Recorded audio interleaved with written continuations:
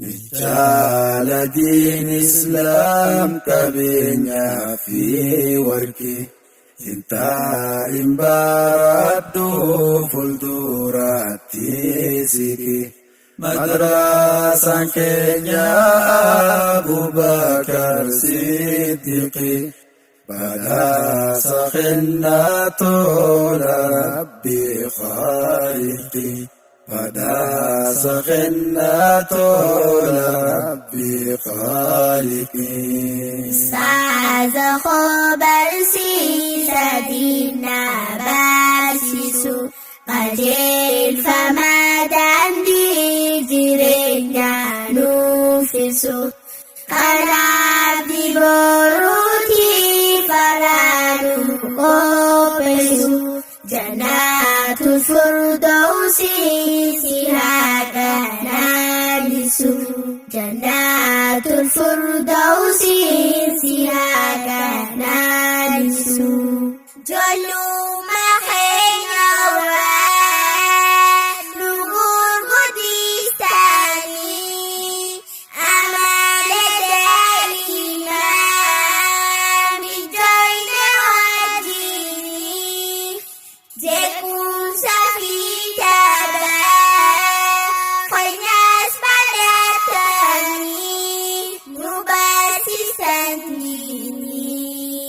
namuusa wajjini galata kee ustaaz ni beeka rabbii. Ustaaza koo barsiisa diinaa barsiisu qajeelfamaa daandii jireenyaa nuufisu kanaaf dibooruutii faraanu qopheessu jannatul firdawsi si haqanaanisu jannatul firdawsi si haqanaanisu.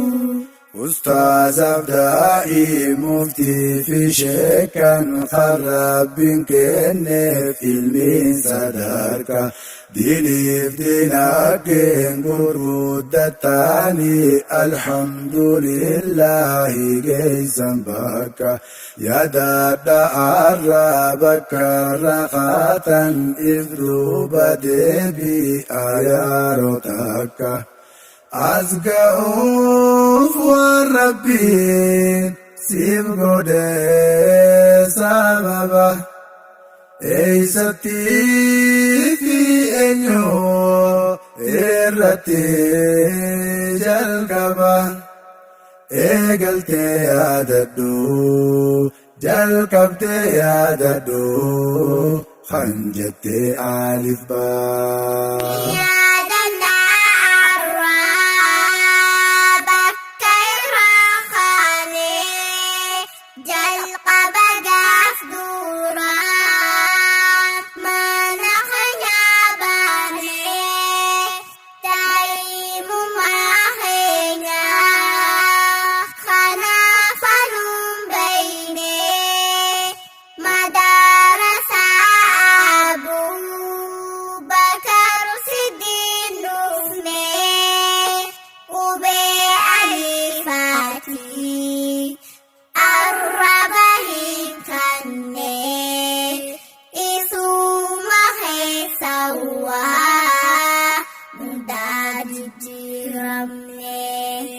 Ustaaza koo barsiisa diinaa barsiisu qajeelfamaa daandii jireenyaa nuufisu kanaaf dibooruutii faraanu qopheessu jannatul firdawsi si haqanaanisu jannatul firdawsi si haqanaanisu.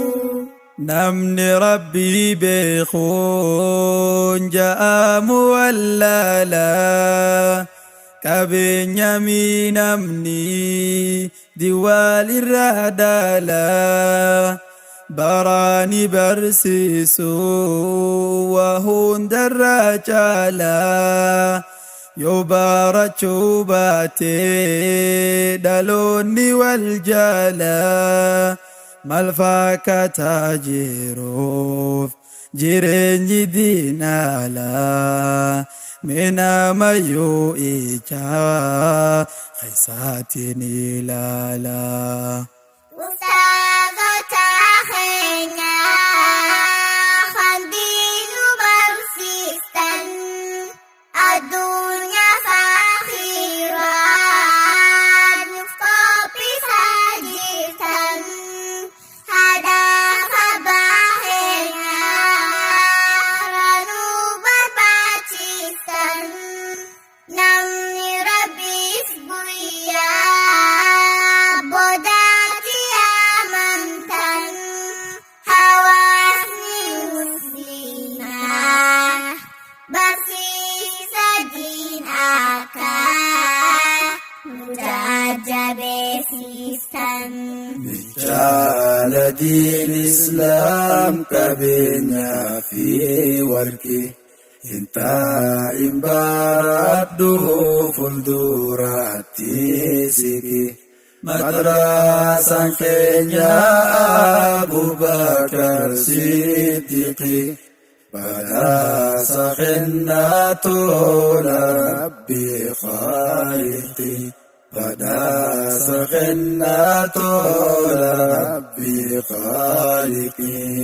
Ustazah bersisa dina basisu Qadil famadan di dirinya nufisu Kanab di boruti faralu kopesu Jannatul Firdausi silakan nisu Jannatul Firdausi silakan